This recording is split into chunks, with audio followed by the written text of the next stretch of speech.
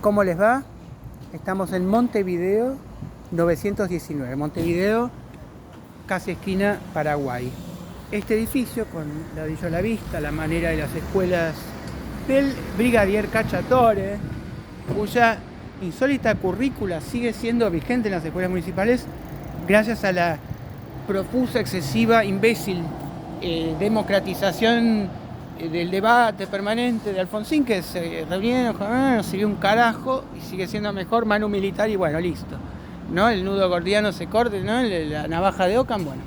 Estamos aquí y ustedes se preguntarán qué es este edificio y por qué un día, un domingo, a la hora del corchazo, nos dirigimos a este edificio para alegrarnos, para levantarnos el ánimo. Es un edificio que funciona, como los hay en muchos lugares del planeta, como museo del Holocausto. Es decir, pese a que se está conmemorando una atrocidad perpetrada, quizá la peor de la historia de la humanidad, aunque la competencia es muy dura, no solamente me refiero a la cantidad, pensemos solamente en China, pensemos solamente en Stalin, en los 12 millones, pensemos en lo crueles que eran los romanos, incluso Julio César poniendo una cosa para que te hagas pero concha el pie. Todo esto no se sabe tanto, pero sí es cierto que desde el estricto punto de vista de darse en una sociedad de la que surgió Mozart y por supuesto Beethoven y Bach y Goethe, era como quizás especialmente más grave, aunque Walter Benjamin y todos aquellos que hablaron en contra de la esperanza kantiana, del iluminismo, de la cosmopolita serie de valores morales universales, sino mucho más en la línea de Freud y de que se encubre una barbarie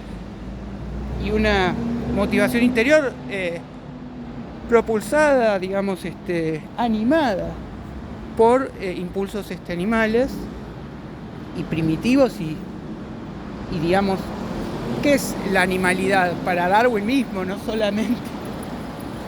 En Freud hubiera querido que Lamarck tuviera razón y que hay una, digamos, volición, una voluntad,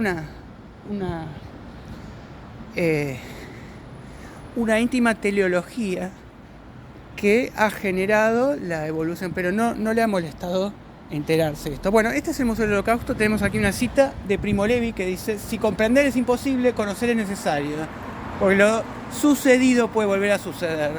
Las conciencias pueden ser seducidas y obnubiladas de nuevo, las nuestras también. Por ello, meditar sobre lo que pasó es deber de todos. Él era químico, entonces ha tenido el privilegio de estar entre los jerarcas, de no ser digamos, de los más maltratados, y ha escrito, digamos, cuál es la mejor prosa escrita por sobrevivientes de la Shoah, porque ahora hay que llamarlo Shoah y no Holocausto. Holocausto es un sinónimo de un sacrificio voluntario, ¿no? Abraham entonces ofreció a Dios un cabrito en holocausto, ¿no? Por ende, la palabra realmente es correcta, es Shoah, pero aquí no han querido decir nada peyorativo en cuanto a que no ha habido realmente lo que Hannah Arendt ha insinuado, ¿no? De todos los rabinos que han colaborado, pero no solo los capos, no solo los, digamos, judíos por Hitler, sino involuntariamente queriendo apaciguar, y toda la política que también impulsó el primer ministro Neville Chamberlain, antes de que hubiera que volver a llamar a Churchill y decir, bueno, esta bestia de la guerra es el único capaz de enfrentar a Hitler, digamos, de igual a igual, porque si no hubiera un Hitler, Churchill no sería admirable, sería una bestia. Tenemos una cita de Borges, que Borges realmente no se ha referido al Holocausto más que en una ocasión, pero tampoco refiriéndose al Holocausto, sino al panteísmo, a que un hombre es todos los hombres, y que un hombre que muere es el mismo hombre. Un hombre ha muerto en Austerlitz, y entonces en cámaras de gas menciona ahí. Pero realmente es un tema que no lo ha ocupado en absoluto Borges, para nada. Sí ha tenido una encendida defensa de los judíos en un momento, eso salió en el diario Mundo Israelita y en ningún otro lado. Y en privado con Biel Casares ha hecho bromas ingeniosas, antisemitas ingeniosas, como por ejemplo el hecho de que los persigan en todos los lugares donde están, no habla muy bien de ellos, y sobre todo, ¿cómo ha de decirse?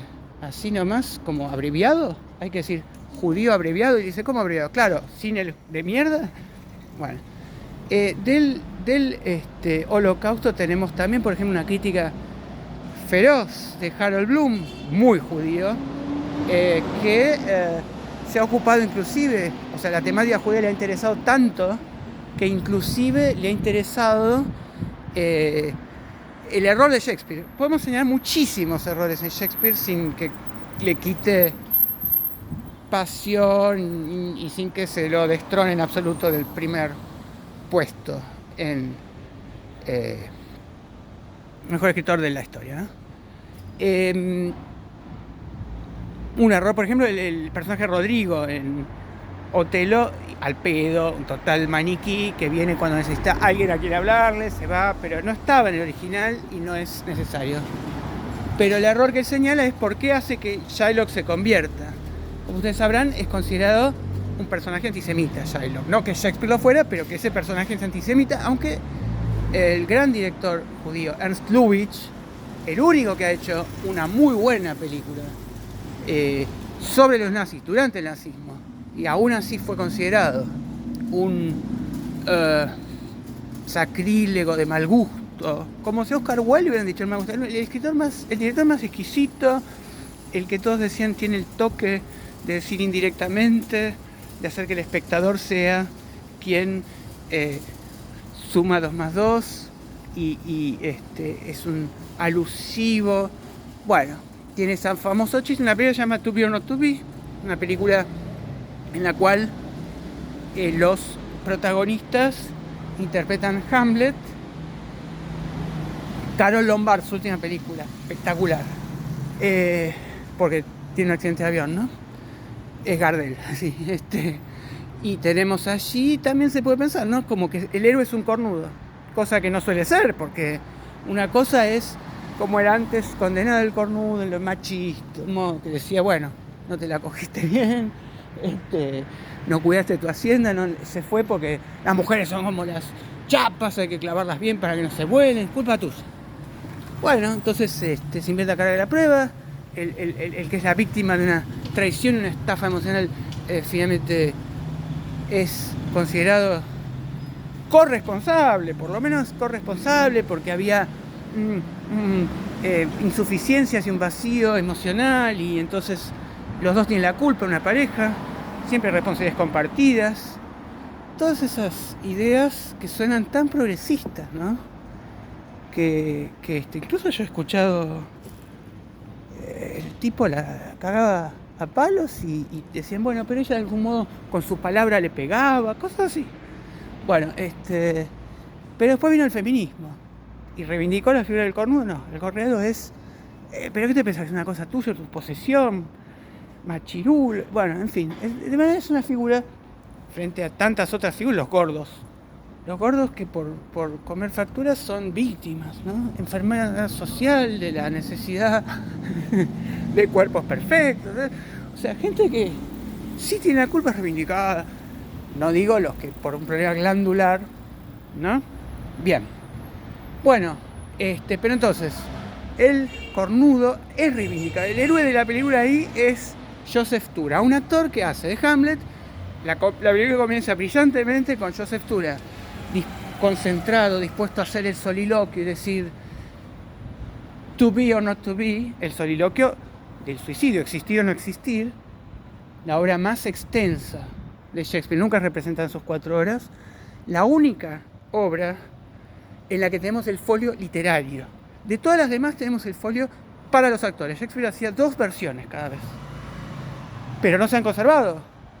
Se conservó, como les digo, de todas las demás obras, la versión rápida, ágil para los actores, tal como era interpretada en el Teatro del Globe, donde venían gentes que no tenían una gran formación y que querían ver también peleas de osos y querían emoción pura y dura y fácil de entender. Y la reina de Inglaterra, que no decimos tampoco que sea una persona muy culta, ¿no? Pero había distintos niveles de lenguaje y Shakespeare satisface a todos los niveles de instrucción, ¿no?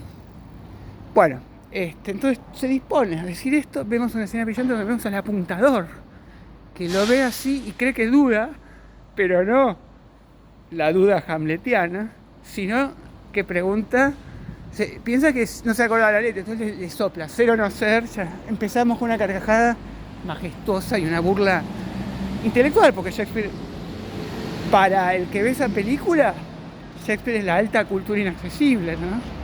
Y entonces esa burla intelectual es la animalidad gozosa, desrigidizando, fracturando, hackeando esas vacas sagradas que no se pueden tocar.